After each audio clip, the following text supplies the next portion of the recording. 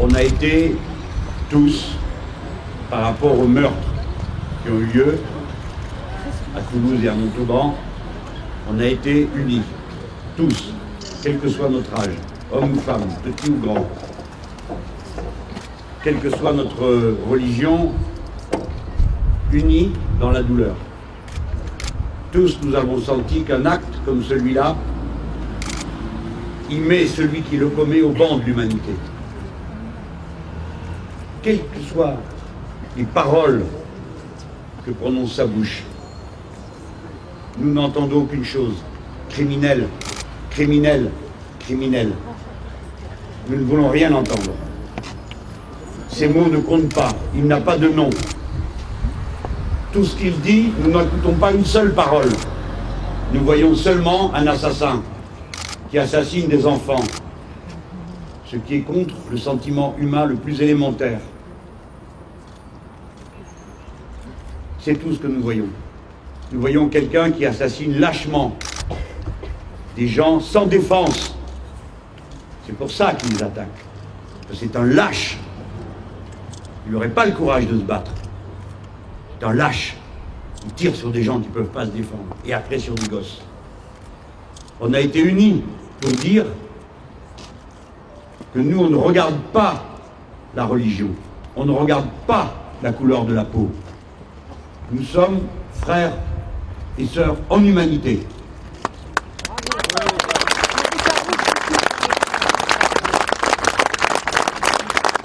Ça, c'est la première chose. Comme nous l'avons été, maintenant, il faut l'être à nouveau. C'est ça notre travail.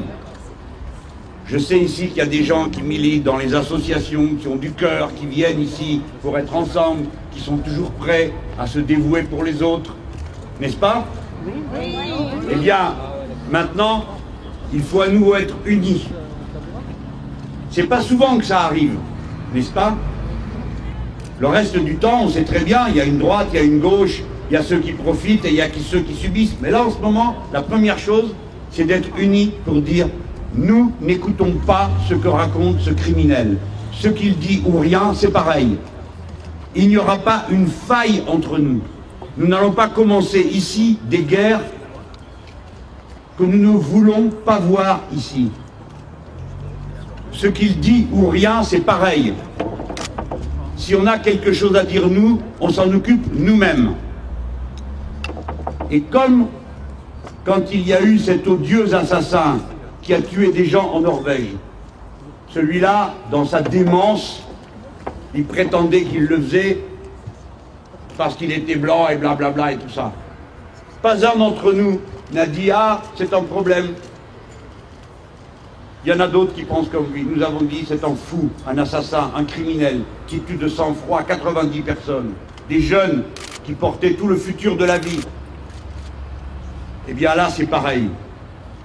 L'acte de résistance qu'il faut qu'on pose,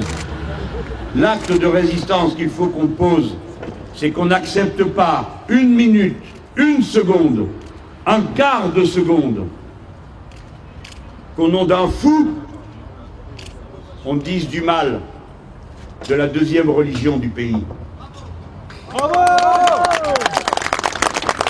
Et ce n'est pas la mienne.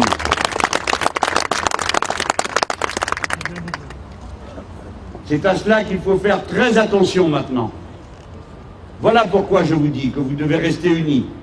Et vous devez placer sous votre protection à tous ceux qui seraient les plus menacés. Et à tous, je vous dis, ne baissez pas les yeux.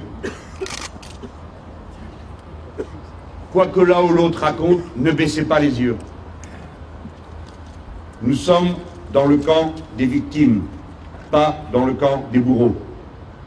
Nous sommes dans le camp des victimes. Nous souffrons avec ceux qui souffrent. Ce sont nos enfants qu'on a assassinés, grands et petits. Cette parole-là, c'est celle qui compte maintenant. Si vous laissez le poison se répandre, après, comme vous aurez du mal à le rattraper, il y a quelques heures, quelques jours pendant lesquels il faut résister.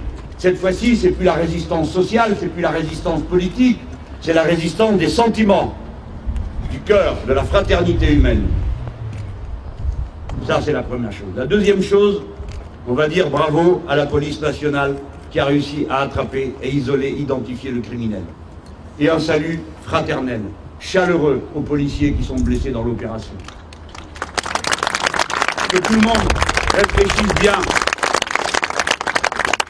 Vous voyez pourquoi il nous faut une police républicaine qui soit la police de l'État? Pourquoi on a besoin d'un État et pas seulement du marché? Parce que ça a permis ça. Donc, en même temps, nous réfléchirons que nous préférons ô combien, et nous ne voulons que la police nationale et pas les officines privées de sécurité. Nous sommes pour le service public en toutes circonstances, et notamment pour avoir un service public de la sûreté. C'est aussi une question qui est posée dans cette affaire.